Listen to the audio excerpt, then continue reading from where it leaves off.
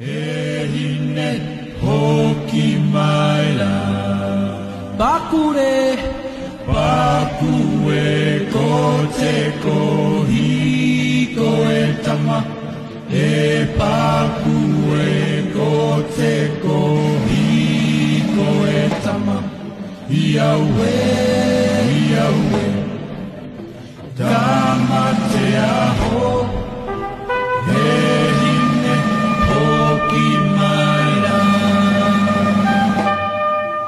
Ehine hoki maila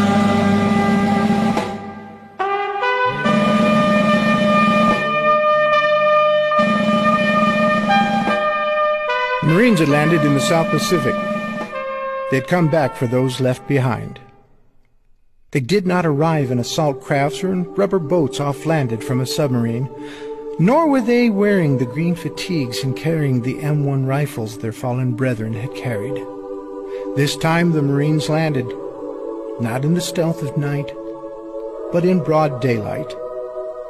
This band disembarked from a C-130, and their attire was the formal dress blue uniform.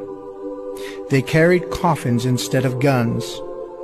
On this December day of 1999, the Marines had come to claim the bodies of the 19 men who had been killed in action on 17-18 August 1942.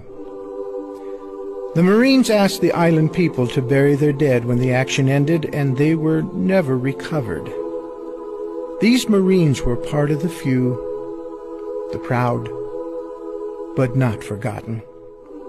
They were not forgotten by the survivors of that action or by the U.S. Army Central Identification Lab Hawaii, commonly known as SILHI.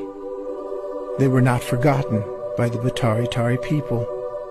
The elders on that island all too well remembered the time when the Japanese came in 1941, and they remembered that August day a year later when Carlson's 2nd Marine Raiders landed on their beaches. There had been no U.S. Marines in Butaritari, not for almost 60 years. In 1942, this small island was named Macon Atoll, a part of what was then called the Gilbert Islands. During that time of World War II, this island was the site of a short but fierce battle. Carlson's Marine Raiders were forced back by the Japanese. 19 of their men had been killed, including Sgt Clyde Thomason, the first enlisted Marine recipient of the Medal of Honor.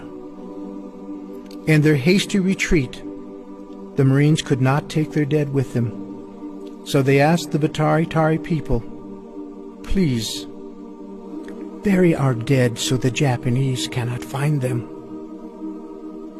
Years went by after the war, and SILHI was finally contacted and were told that there was a Butaritari man on the island who, as a teenager, during that action had helped bury the dead. He knew where they were. SILHI went out and found the graves. They found that these men had been buried with great reverence and respect by the Butaritari people. And even more phenomenal, the remains were found intact. Their steel helmets were still on their heads, dog tags around their necks, and their M1 rifles were placed in their arms. These men had been given a warrior's burial. SILHI contacted the Marine Corps and told them of their find and asked what action would they like SILHI to take. That's when the Marine Corps sent out that C-130 and their honor guard. The bodies were placed in flag-covered coffins, and while standing at strict attention, awaiting for the order to load the bodies on that aircraft, a voice was heard from behind. From the halls of Montezuma.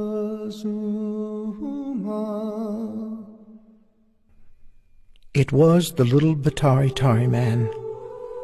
He spoke no English, but when the Marines had landed in 42, they had taught him their song.